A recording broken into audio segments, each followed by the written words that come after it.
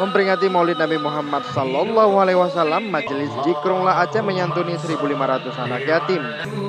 Peringatan Maulid Akbar ini digelar di lingkungan Komplek Makam Syekh Kuala Banda Aceh. Panitia dari Majelis Zikrullah Aceh, Zainuri Iksan menyebutkan, anak yatim tersebut berasal dari Kabupaten Aceh Besar, Banda Aceh, serta sebagian dari kabupaten kota perwakilan Majelis Zikrullah Aceh.